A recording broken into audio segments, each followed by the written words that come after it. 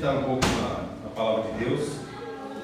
Nós temos feito exposições na Carta aos Romanos, começamos há 2 domingos atrás, e eu quero começar já lendo o texto básico da nossa mensagem de hoje, que está em Romanos 1, versículos 16 e 17. Romanos 1, 16 e 17.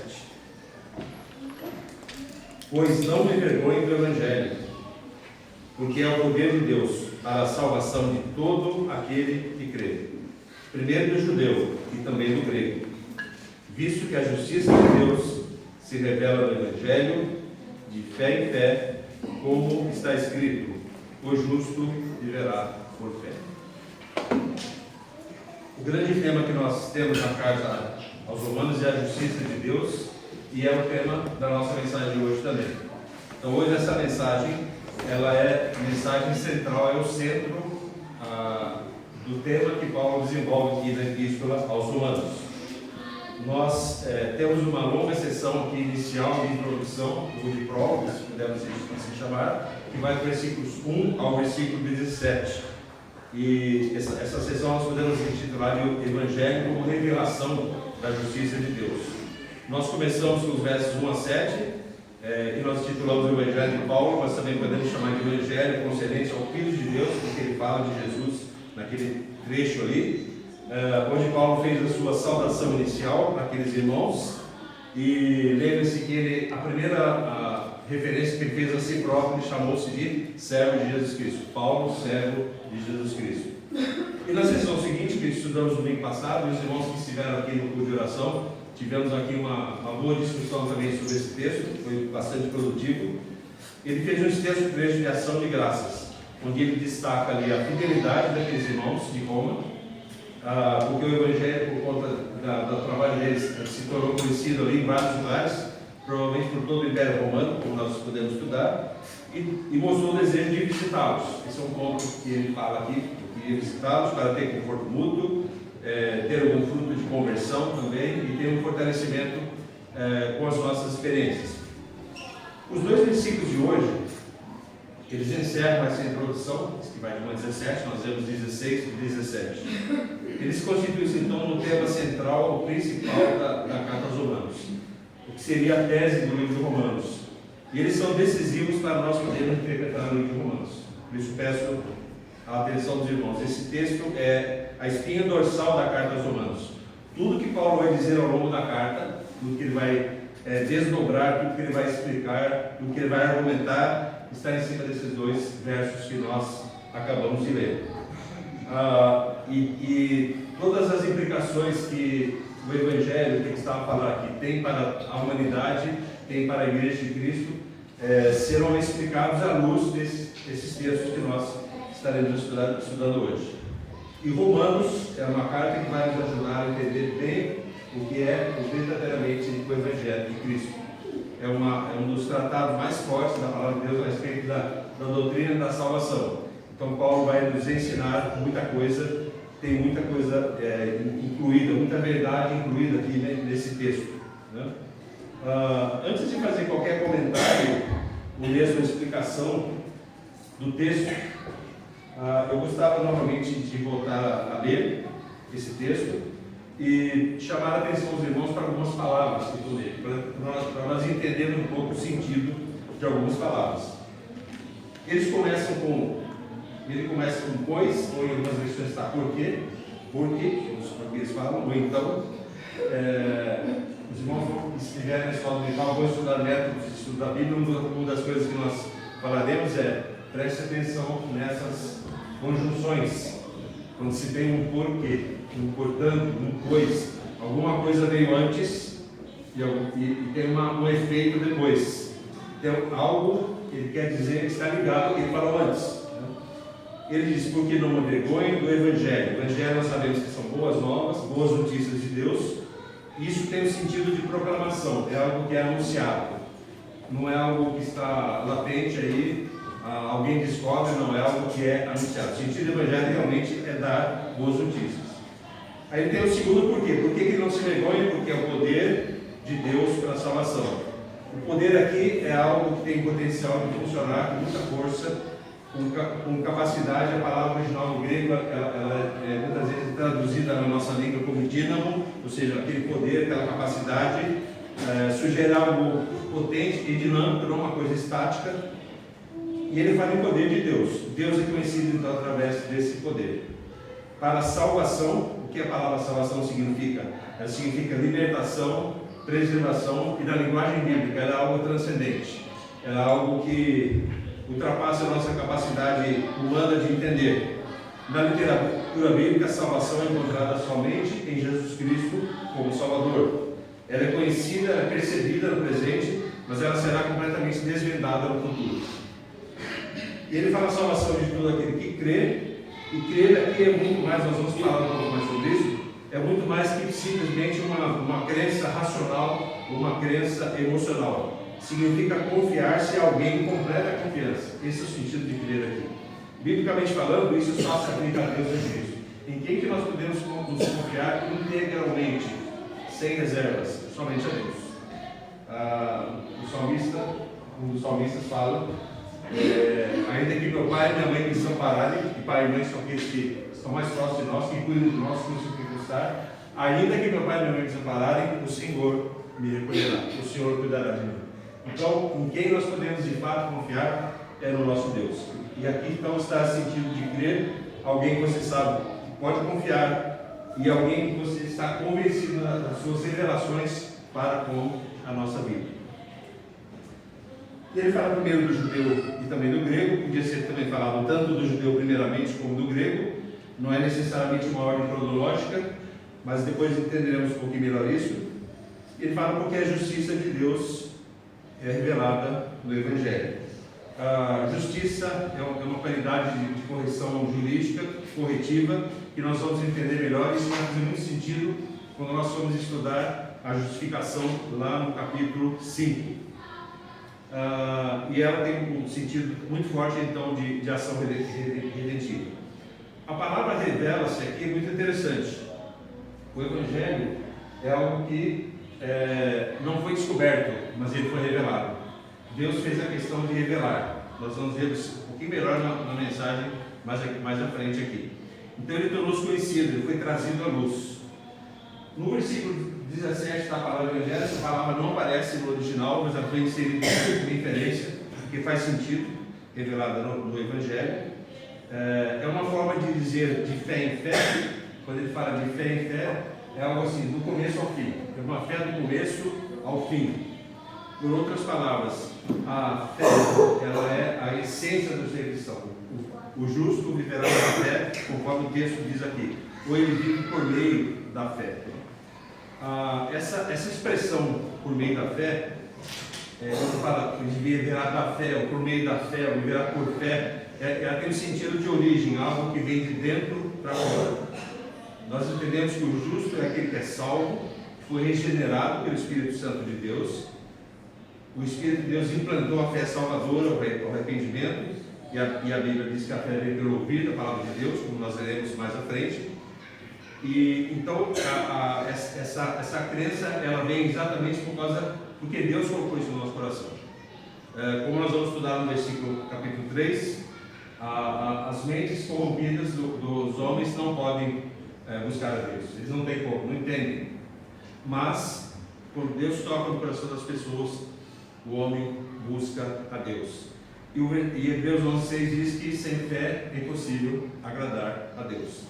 Então o justo se aproxima de Deus por meio da fé. Ele viverá por meio da fé. Fé que provém de Deus. É fé de ponta a ponta. Fé do começo ao fim, ao longo de toda a nossa caminhada cristã. O justo viverá por fé. Quando Tomé quis tocar no lado de Jesus para ver se era ele mesmo que tinha ressuscitado, Jesus falou: bem-aventurados os que não viram e creram. Ou seja, o justo vive pela fé. Nós não vemos o Senhor, nós não podemos ouvir a sua voz audivelmente, mas nós sabemos que Ele está perto de nós, pois Ele se revelou para nós através da sua palavra. Ok? Bom, eu queria só então, ter dado aos irmãos um pouco mais de entendimento, alguns termos aqui que são importantes dessa passagem. Mas vamos aqui agora entender o que o apóstolo Paulo fala. Ele fala: porque ou pois não me vergonho do Evangelho. Esse trecho 16 e 17 tem 3 porquês aqui, ou porquês, né? É interessante nós percebermos essa ligação entre eles. Então, eu vou passar pelo texto rapidamente, caminhando através dos porquês, ou dos porquês de Paulo aqui. Ele está ligado ao que ele falou no versículo 15, que ele falou porque ou coisa, alguma coisa ele disse antes. E ele disse o quê? Quanto a mim, estou pronto a anunciar o Evangelho também a vós outros em Roma. Por que ele queria anunciar o Evangelho em Roma? Paulo quer pregar o Evangelho em Roma porque ele não se vergonha do Evangelho. Primeiro, por que ele responde aqui? Por que ele não se vergonha do Evangelho? Porque é o poder de Deus que traz salvação a todo aquele que crê. O Evangelho é o poder de salvação de Deus, por quê? Porque a justiça de Deus, isto é, a sua justiça salvadora, é revelada pela fé. E esse entendimento da justiça de Deus é apoiado pelo Antigo Testamento. Ele fala, como está escrito, o justo viverá pela sua fé. Então o trecho, vocês percebem que eles têm toda uma correlação, e ele tem mais um pouco que vai para o versículo 18, mas nós veremos no domingo que vem. Okay? Mas ele diz que ele não me envergonha do Evangelho. É interessante isso. Esse não se envergonhar aqui não é envergonhar-se psicológico. Nós sabemos que algumas pessoas são mais tímidas. Né? Quem tem filhos sabe que alguns filhos são mais atirados, né? Outros são mais tímidos. Ele pede para fazer uma coisa e fala, não, é chato. Não vou, ter vergonha. Né? Outros já são totalmente atirados. Né? Mas não é disso que Paulo está a falar aqui. Não, isso aí é uma vergonha psicológica, vamos dizer. O que ele está dizendo aqui é que é uma confissão ousada de que ele será testemunho do Evangelho. Então, quando ele fala não me vergonhe, ele está fazendo uma confissão com toda a ousadia de que ele não se vergonhará do Evangelho. Ainda que isso implique em rejeição, implique em sofrimento, implique em perseguição, e se for necessário, ele morreria pelo Evangelho como de fato morreu. Segundo a tradição, Paulo foi decapitado e ele morreu por causa do Evangelho. Então, a ousadia dele chegou até esse ponto, né, de dar a sua própria vida. Então, quando ele fala não me vergonha, ele fala não me vergonha. Eu tenho ousadia do Evangelho que eu estou crendo. Né? Ele foi chamado para ser esse apóstolo especial para gentios. Vamos lá, 1 Coríntios, sobe o próximo texto bíblico aí, 1 Coríntios 1, 23. O que ele fala? Que interessante nós vemos. Pois nós pregamos a Cristo, crucificado, escândalo para os judeus, loucura para os gentios. Então, essa história de um Salvador que morreu numa cruz, ensanguentado, que sofreu, que foi cuspido, foi para a sepultura, que dizem que ressuscitou, era uma mensagem meio louca, vamos dizer. Né? Para os judeus era um escândalo. Por quê? Que Messias que os judeus esperavam, o Messias libertador, aquele que veio libertá-los e iam assumir a liderança da nação, no caso ali, aqueles que estavam sob o Império Romano e queriam se libertar do Império Romano. Vem o nosso Messias aí, pronto, vai resolver todos os nossos problemas. Né? Então, o judeu tinha uma certa noção das questões de sacrifícios por causa do sistema sacrificial que havia no Velho Testamento. Os gregos não, os gentios não. Os gentios eram racionalistas, eles estavam sob a influência racionalista do mundo grego-romano.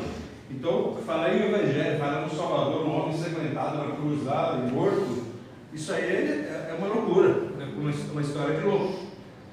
E por isso que Paulo fala, o Evangelho é escândalo para os judeus e loucura para os gregos. Mas, como Paulo sabia que o Evangelho é o poder de Deus para a salvação, ele não se envergonhava de pregar ousadamente. Então ele pregava com ousadia. Por isso ele fez essa confissão, eu não me envergonho, porque é o poder de Deus. E a aplicação fica para nós aqui que nós devemos ser ousados na defesa da nossa fé em Cristo. Ainda que isso possa parecer loucura, ou que nós sejamos chamados de alienados perante o mundo, mas nós sabemos que esse é um poder de Deus para a salvação, que esse é um tesouro eterno, e o nosso desejo é compartilhar esse tesouro com as pessoas. Nós queremos que elas cheguem a esse mesmo entendimento. Ainda que seja difícil de entender isso no começo, como diz o próprio apóstolo, pode parecer loucura. Mas ele já fez esse trajeto de nos fazer entender isso. Okay? Ele traz alguns pontos importantes sobre o Evangelho que ele prega. Primeiro, a mensagem tem vista a salvação de seres humanos. É um resgate, é um livramento de uma situação espiritual difícil que as pessoas se encontram, buscando que elas sejam restauradas para a glória de Deus. Então a primeira implicação dele aqui, a primeira preocupação é realmente a salvação das pessoas.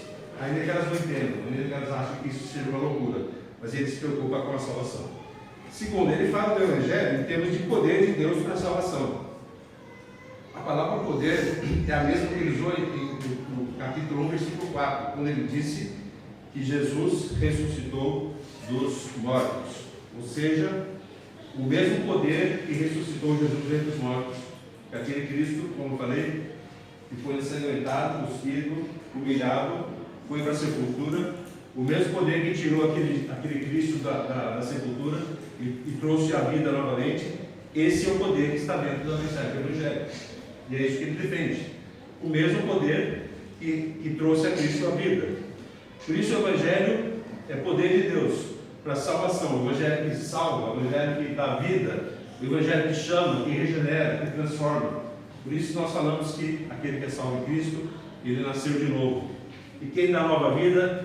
Cristo Jesus, através da sua mensagem, do seu Evangelho. Pode parecer loucura, mas isso traz vida eterna e traz uma nova vida para a pessoa ganha um novo coração diante de Deus. Mas ele continua falando que esse Evangelho é para todo aquele que crê. Aqui existe uma forte ênfase na fé. E no texto que nós estamos a ver, tanto que no versículo 17 é usada essa expressão de fé, por meio da fé a pessoa responde ao Evangelho de Cristo. Pela fé ela recebe a Cristo e os seus benefícios que o próprio Evangelho oferece. Vamos lembrar de Efésios capítulo 2, Efésios 2, 1, texto bastante conhecido, que nós já tivemos a oportunidade aqui de estudar com a igreja. O que diz o texto? Ele vos deu vida, estando vós mortos os vossos delitos e pecados. Ou seja, o Senhor nos resgatou da morte espiritual. Lembra que eu até brinquei aqui que nós éramos como zumbis espirituais. E é verdade. Nós estávamos aí a trabalhar, a comer, a conversar, a viver, a nos relacionar, só que inteiramente a nossa alma estava morta. E precisou do Espírito de Deus, pelo poder da ressurreição de Jesus, tocar nos nossos corações para que nós pudéssemos responder a verdade do Evangelho e nos voltarmos para Deus. Então essa fé é dada pelo Espírito e ela exclui completamente qualquer mérito de nossa parte. É algo que vem de Deus, não vem de nós, mas é dom de Deus, conforme o texto aqui de Efésios fala. Isso não é uma aceitação passiva, porque a palavra de Deus nos mostra que nós temos a nossa responsabilidade. Nós temos a responsabilidade de crer. Quando nós ouvimos o Evangelho, nós temos uma obrigação, vamos assim dizer, de crer na palavra de Deus. Por isso a ordem bíblica é creia no Evangelho. É importante nós notarmos, irmãos, que essa fé salvadora ela envolve mais do que um mero assentimento mental, ou seja, não é meramente concordar ou crer, eu creio, eu concordo. Né? Eu havia uma pregação, vi a mensagem lá, eu concordo. Não é só isso. A fé envolve compromisso e confiança em Deus. Nós temos um grande exemplo da Escritura que Paulo vai citar no capítulo 4, que nós vamos estudar depois, mas eu gostaria de ler esse texto com os irmãos. Romanos 4, 18 a 22. Veja o que ele fala de Abraão. Abraão, esperando contra a esperança, creu para ser pai de muitas nações, segundo lhe fora dito, assim será a tua descendência. E sem enfraquecer na fé, embora levasse em conta o seu próprio corpo amortecido, sendo já de 100 anos, que é a idade avançada de Sara. Então ele tinha 100 anos de idade, mas ele 90, Deus chegou para eles vão com filho. Como assim? Sara riu-se, inclusive, que Deus falou. Mas o que Abraão fez? Ele não duvidou da promessa de Deus por incredulidade, mas pela fé se fortaleceu, dando glória a Deus, estando plenamente convicto de que ele era poderoso para cumprir o que prometera, pelo que isso lhe foi também imputado para a justiça. Ou seja, ele creu em Deus. Esse crer dele então não era meramente, gostei do que Deus falou. Não, eu entendo e eu vou agir de acordo com aquilo que Deus me falou. Então é compromisso, é pessoal com Deus. E aconteceu algo mais interessante na vida dele. esse único filho que Deus disse que ele ia ter, Deus falou: ó, nasceu, agora você vai me oferecer como sacrifício. Coloca ele no altar, né? Vai imolar seu filho como sacrifício para mim. O que Abraão fez? E Hebreus 11:19 nos ajuda a entender. Abraão fez o seguinte: eu vou oferecer porque Deus pode ressuscitar. Se Deus prometeu que de mim ia sair uma grande nação, eu já não tinha mais condições de ter filho, minha mulher era estéril, Deus me deu esse filho, se eu entregar, eu vou entregar, porque ele vai ressuscitar. Só que Deus, os irmãos se lembram da história, quando ele ia descer por terra sobre seu filho Isaac, veio uma voz de Deus: não põe no volume. E apareceu o quê? Um cordeiro para ser imolado. Então a fé, irmãos, ela não é algo assim meramente mental ou emocional. Ela é algo de compromisso com Deus. A nossa fé é concreta. É a fé firmada no caráter de Deus e na segurança da sua palavra. A Bíblia sempre vai nos ensinar que sem essa fé ninguém pode ser salvo. Precisamos dessa fé de Deus, essa fé que vem de Deus. Quando Paulo fala todo aquele que nele crê, ele enfatiza o fato de que o Evangelho é para todos. Ele fala o judeu primeiro e também para o grego, como está no versículo 16. Como ele vai explicar nos capítulos 9 a 11, existe uma prioridade na história da redenção em relação ao povo judeu. Isso nós vamos estudar melhor quando chegarmos nesse capítulo. No sentido de realizar o plano de redenção, que Deus separou esse povo para ser um povo sacerdotal, um povo para que pudesse, diante de outros povos, ensinar as verdades de Deus. Mas isso não significa uma cronologia, não significa que os gentios são excluídos ou a esperar os judeus. Não. O Evangelho é para o judeu ou para o grego, e grego aqui significa para os gentios. Por outras palavras, a grande mensagem é que a salvação ela é universal. O Evangelho é para todas as pessoas. Havia um preconceito por causa dos judeus convertidos. Eles achavam que era só para judeus o Evangelho.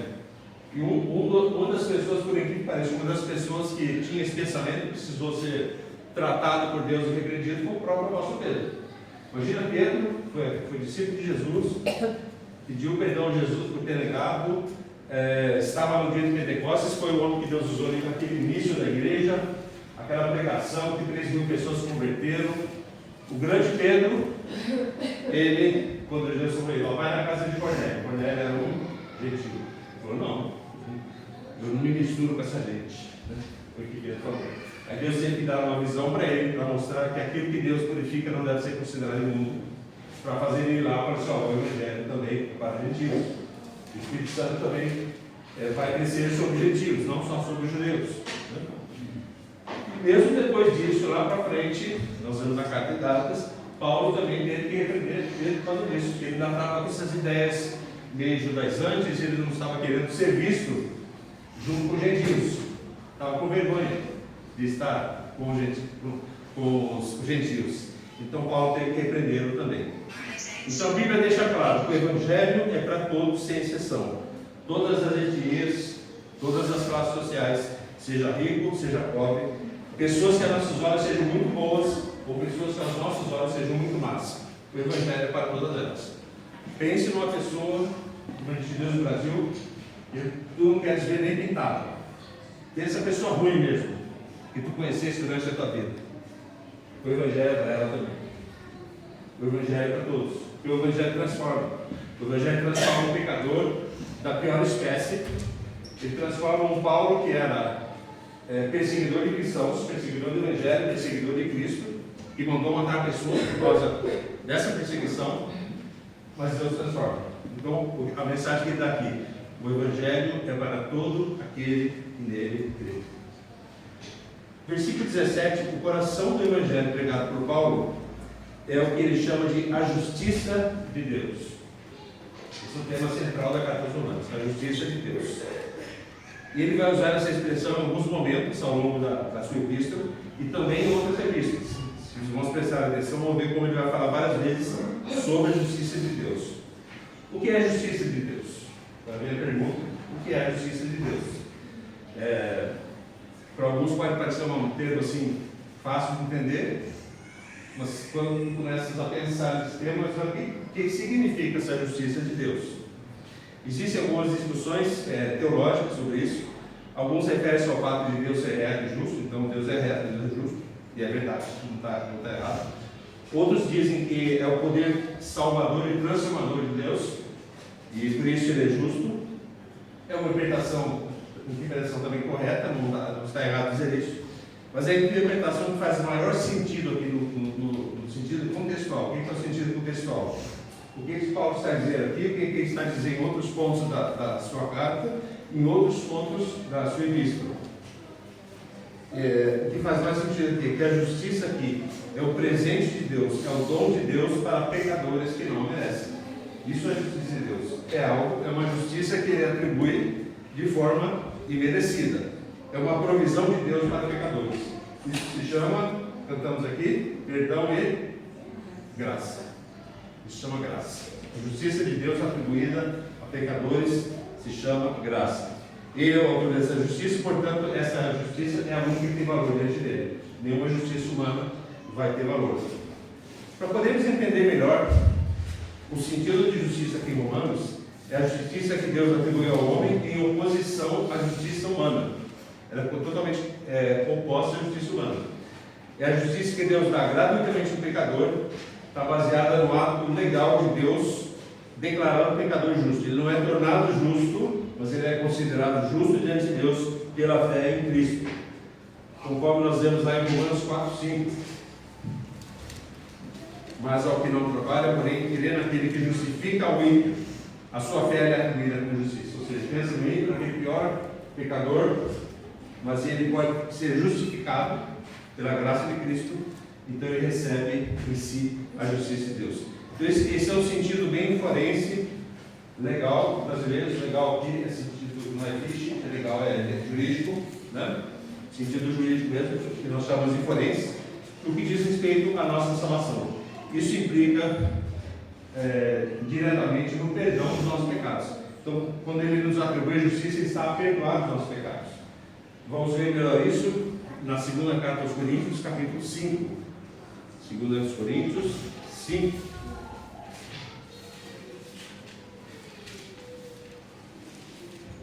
Versículo 19.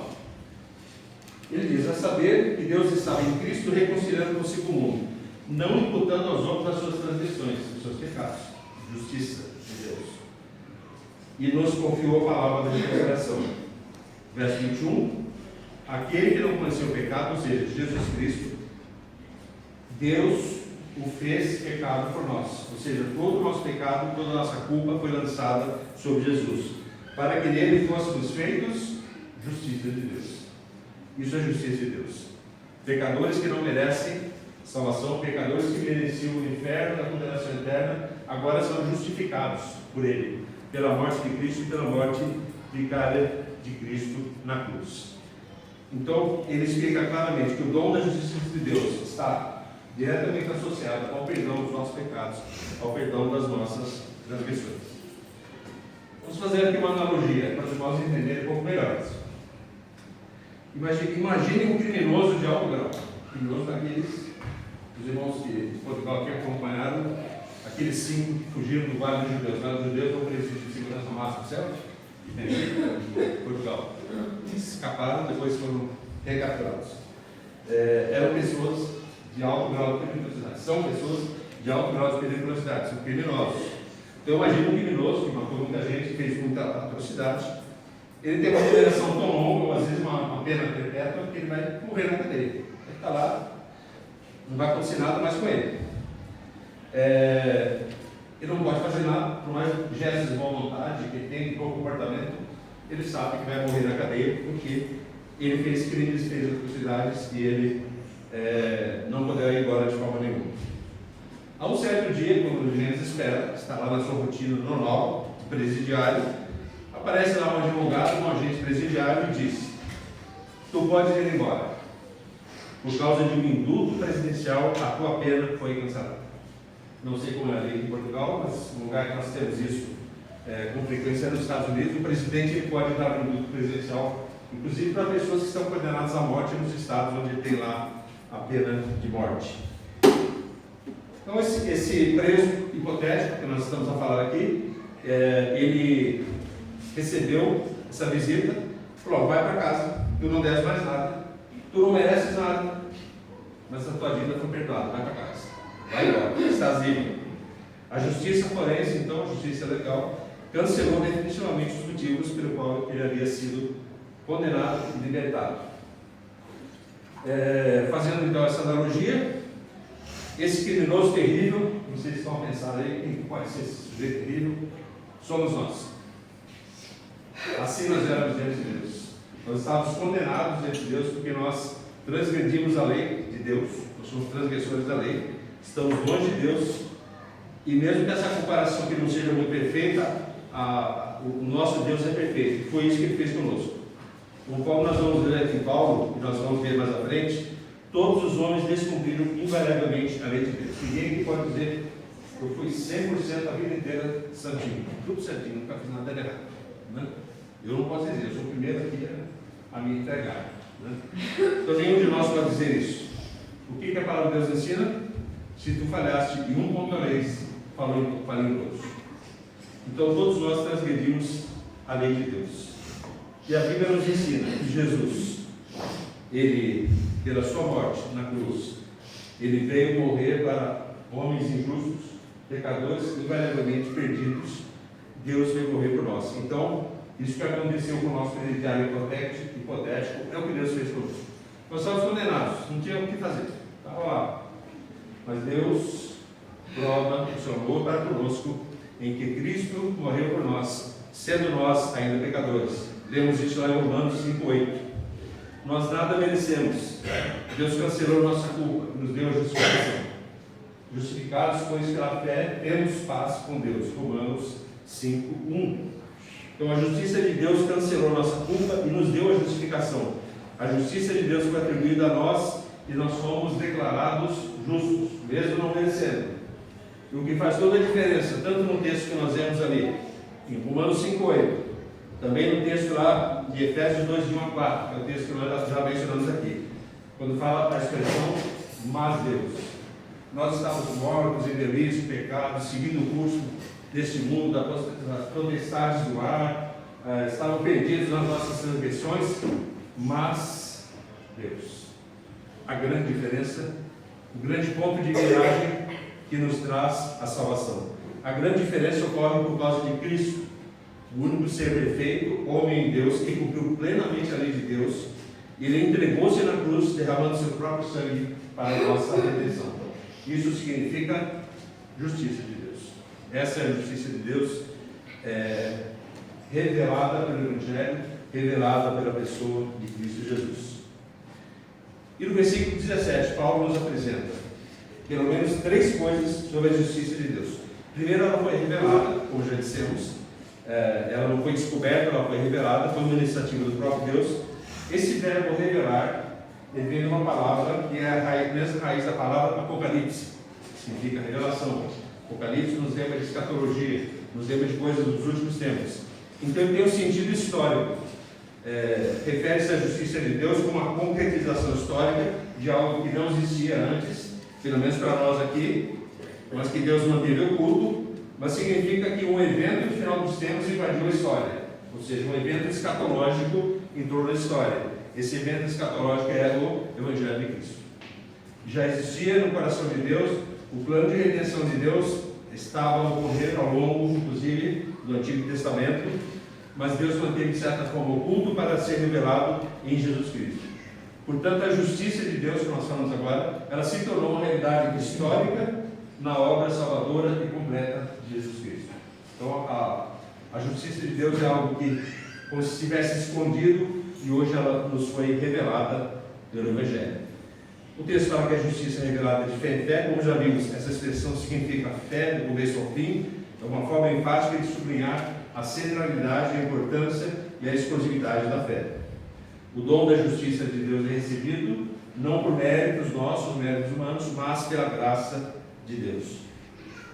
E Paulo ilustra essa questão da fé com uma citação das Escrituras. Lembre que em 1:1-2, ele cita que Jesus veio conforme prometido nas Sagradas Escrituras. Lá em Abacuque, capítulo 2, versículo 4, nós vemos o texto que Paulo aqui citou. Ele citou as Escrituras. Abacuque 2,4, ele diz: eis o soberbo, sua alma não é reta nele, mas o justo viverá pela sua fé. E temos também lá em Hebreus, capítulo 10, versículo 38, os mesmos dizeres: todavia o meu justo viverá pela fé. Se retroceder dele, não se compraz a minha alma. Então, é uma confirmação bíblica de que o justo viverá sempre pela fé. E já que a caminhar para o nosso final, eu gostava de deixar uma nota importante com os irmãos a respeito disso. Paulo vai dizer muito mais que simplesmente, olha, os profetas profetizaram que Jesus viria e Jesus veio. Ok, mas não é só isso. O significado que ele está a dizer é que o povo de Deus, em todas as eras, no passado, no presente e no futuro, através da fé, recebem a justiça de Deus que Cristo concretizou na história através da sua morte e ressurreição. Eu vou repetir de novo, isso é muito importante. Ele está dizendo que o povo de Deus, em todas as eras, através da fé, recebeu a justiça de Deus que Cristo concretizou na história através de sua morte e de sua ressurreição. Uma das evidências do que Paulo estava a pensar está no capítulo 4 de Romanos, que nós estudaremos posteriormente, quando ele fala de Abraão e Davi, homens que creram em Deus. Abraão creu em Deus, isso lhe foi imputado como justiça. Eu sei que muitos irmãos perguntam, e essa pergunta já surgiu aqui na igreja: como que os crentes do Velho Testamento foram salvos, se Cristo ainda não tinha vindo? O autor dos Hebreus, no capítulo 11, ele nos dá a resposta e ensina-nos o que nós acabamos de dizer. Eles foram salvos pela fé no Cristo que haveria de vir. Ainda que eles não conhecessem, eles confiavam em Deus. Abraão confiou em Deus, ele creu em Deus. Por isso ele foi considerado justo e justificado. Mas o que garante é o poder salvador de todas essas pessoas, do passado, do presente e do futuro. É o sacrifício perfeito que Jesus fez na cruz, a sua morte e a sua ressurreição. Pode às vezes não encaixar na nossa cabeça cronológica, mas essa é a grande verdade. Eles foram salvos por causa do Messias que viria, por causa do poder da morte de Jesus, do poder da ressurreição de Jesus. Então todos foram salvos dessa forma. Por isso que na Apocalipse nós temos um texto que também mais difícil de entendermos, que diz: o Cordeiro de Deus foi morto antes da fundação do mundo. Isso não encaixa na nossa cabeça. Mas essa é a grande verdade. A morte de Cristo na cruz, ela é extremamente suficiente para salvar todos aqueles que se chegarão a Cristo. Todos aqueles que creram no passado, todos aqueles que ainda crerão. A expiação dele é perfeita, é suficiente. Então, por ele, a redenção, por ele, a salvação. Pessoas de todas as eras aguardavam o Messias e foram salvos pela fé, porque o justo viverá da fé. Essa mensagem era pregada já no Antigo Testamento. Concluindo, irmãos, podemos sumarizar então o tema de Romanos nesses dois versos da seguinte forma: o Evangelho é o poder salvador de Deus, no qual a justiça de Deus é revelada. E nós já entendemos o que é a justiça de Deus. Ela nos é revelada pelo Evangelho, pela fé no Cristo que morreu no nosso lugar, naquela cruz, para expiar os nossos pecados, para morrer de substituição a nós, por causa dos nossos pecados. Nunca nos esqueçamos que a justiça de Deus é decorrente da fé e não de obras. A visão de justiça pelas obras. O que seria a justiça pelas obras? Algum mérito, algum esforço humano, religioso, sistemas religiosos, ou ainda dependência no sistema de moralidade que sufoca as pessoas, e isso acontece, inclusive no Evangelho. Qualquer coisa parecida com isso é totalmente antagônico ao Evangelho, porque o Evangelho nos mostra que a salvação é pela fé. Infelizmente, nós temos até pessoas a enganar, pregadores a enganar as pessoas, o que Paulo chama de outro Evangelho, tentando colocar alguma coisa de obras. As pessoas sempre têm essa tendência: eu quero fazer alguma coisa, né? Eu não me conformo com esse negócio de ser pela fé. Mas o que a Bíblia diz é pela fé. Entrega total ao Senhor. E eu gostava de ver então, a propósito disso, Filipenses, capítulo 3, 8 e 9. O apóstolo Paulo, falando agora aos irmãos de Filipenses. Filipenses 3, 8 e 9. Sim, deveras considero tudo como perda por causa da sublimidade do conhecimento de Cristo Jesus, meu Senhor, por amor do qual perdi todas as coisas, e as considero como refúgio para ganhar Cristo, e ser achado nele, não tendo justiça própria, ou seja, não tendo obras próprias, que procede de lei, senão a que é mediante a fé em Cristo, a justiça que procede de Deus, baseada na fé. Ou seja, a mesma mensagem de Romanos 1, 16, 17, ele está dizendo de outra forma aqui. Justiça que procede de Deus, que é baseada na fé. Podemos dizer então que a fé é esse grande meio de comunicação que Deus estabeleceu entre nós e eles, entre nós e Cristo. E o fundamento dessa nossa confiança e dessa nossa fé é a palavra de Deus. Nós não fundamentamos isso em experiências pessoais nossas, de quem quer que seja, não nos fundamentamos em sentimentos, emoções, né? Você não sente um arrepio de fé, a fé é fundamentada na palavra de Deus. Então, é em cima dela que nós cremos no Cristo que morreu na cruz do Calvário, nessa mensagem que parece loucura para os gregos, para os gentios, mas nós cremos nela, porque é a palavra de Deus que assim nos mostra. Eu gostava de terminar então lendo Romanos, própria carta aos Romanos, capítulo 10 agora, vamos caminhar um pouco para frente aí, Romanos. Nós vamos ler versículo 13 a 17.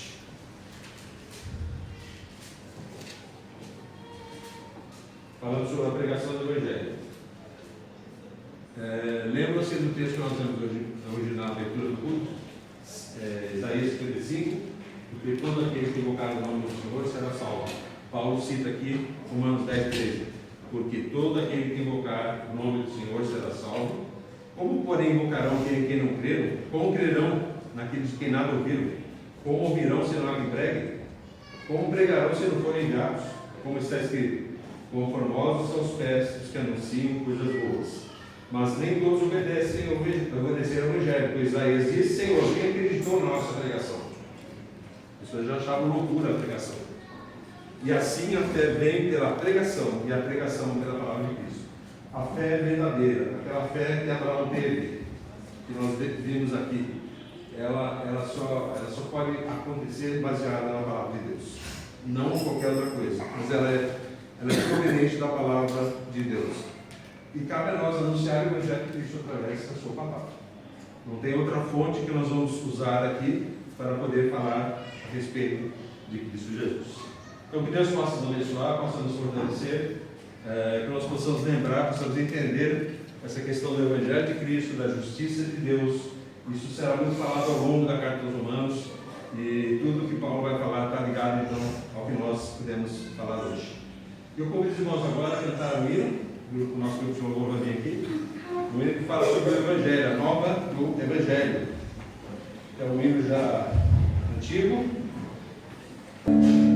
A nova do Evangelho já se fez ouvir aqui. Boas novas tão alegres, elas são para quem ouvir. Assim Deus nos amou, sim, a cada pecador, que nos deu seu Filho amado, para sofrer a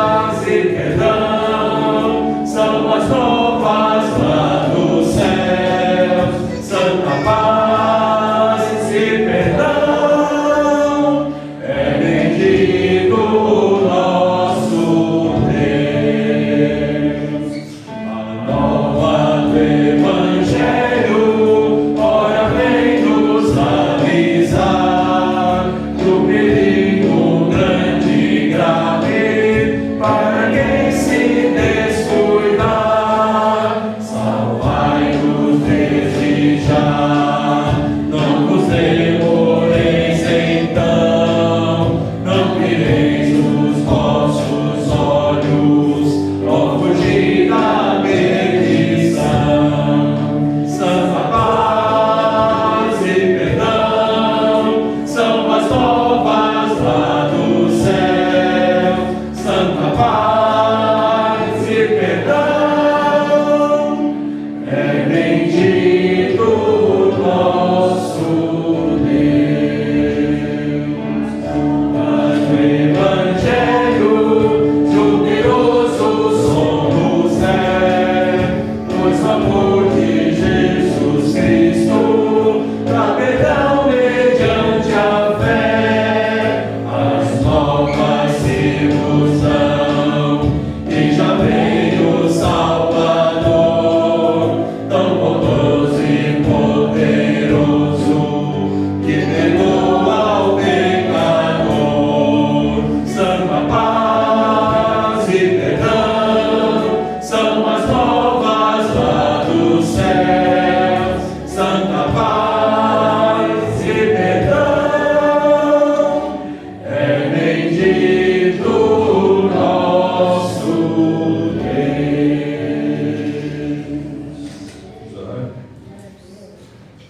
Ó Deus, nosso Pai, nós te louvamos por essa manhã, porque nos reuniste aqui para louvar o teu nome, para estudar, Senhor Deus, a tua palavra. Muito obrigado por essa mensagem tão poderosa do livro de Romanos, que nos ensina, Senhor Deus, sobre a grandeza do Evangelho de Cristo, sobre a grandeza da verdadeira justiça de Deus que foi atribuída a nós, totalmente imerecedores disso, mas por essa graça tão maravilhosa.